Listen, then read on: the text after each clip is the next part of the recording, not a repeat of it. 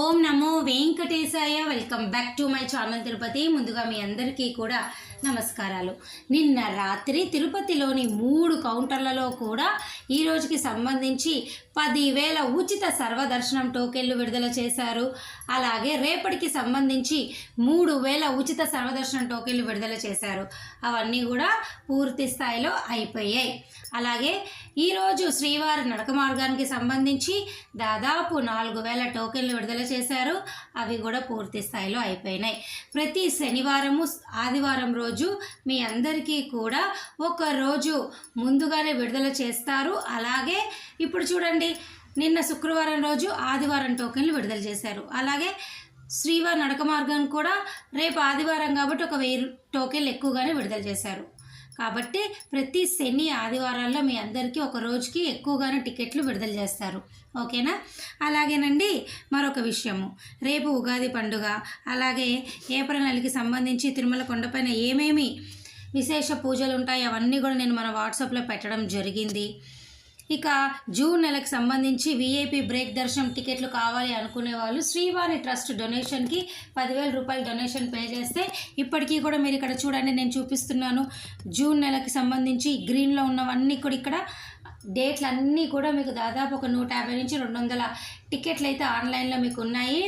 మీకు కావాలంటే జూన్ నెల దర్శన టికెట్ కావాలనుకున్న వాళ్ళు శ్రీవారి బ్రేక్ దర్శన టోకెన్లు అయితే మీరు ట్రై చేయండి.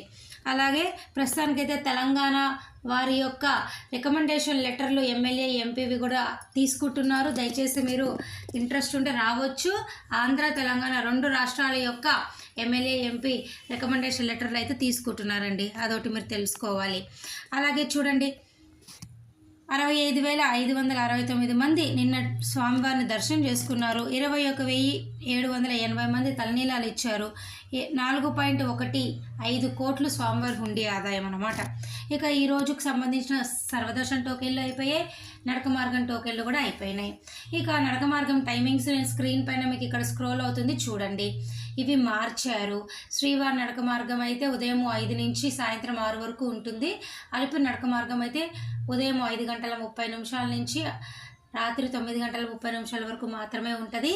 ఈ 2 నడక మార్గంలో కూడా 12 సంవత్సరాల లోపల ఉన్న పిల్లలు కేవలం మధ్యాహ్నం 2 గంటల లోపలే తల్లిదండ్రులతో రాణిస్తారు, ఆ తర్వాత రానివ్వరు. ఓకేనా? ఇక సర్వదర్శనం టోకెన్లు కూడా ఒకరోజు ముందుగా వస్తే రాత్రి 8 గంటల తర్వాత ఏదో ఒక సమయంలో అయితే మీకు ఇవ్వడం జరుగుతుంది. ఇక ప్రస్తుతం ఉన్నటువంటి పరిస్థితిలో మీకు మే జూన్ నెలకు సంబంధించి శ్రీవారి నడక మార్గం టోకెన్లు ద్వారా మీరు దర్శనం చేసుకోవచ్చు. సర్వదర్శనం టోకెన్ల ద్వారా దర్శనం చేసుకోవచ్చు. ఆఫ్లైన్ విధానం ద్వారా మీరు గోశాల దగ్గర, అలిపిరి గోశాల దగ్గర హోమం టికెట్లు బుక్ చేసుకొని దర్శనం చేసుకోవచ్చు.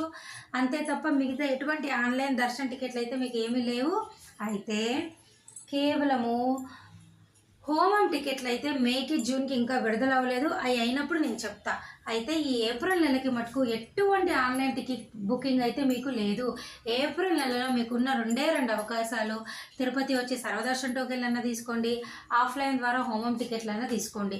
ఇంతకు మించి ఏప్రిల్లో మీకు ఒక్క అవకాశం కూడా లేదు.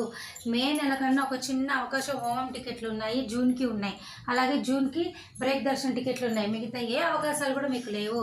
సర్వదర్శనం మాత్రమే. రూములైనా కూడా తిరుమల కొండపైన మీరు ఆఫ్లైన్ ద్వారా 4 గంటల నుంచి ఉదయము 8 గంటల లోపల ట్రై చేస్తే తప్పకుండా 1,500 మందికి రూములు అయితే ఖచ్చితంగా వస్తాయి. ట్రై చేయండి. ఓకేనా? సిఆర్ఓ ఆఫీస్లో. ఇంతకు మించి మీరు ఎవ్వరు ఏవి చెప్పినా నమ్మకండి. ఓకే?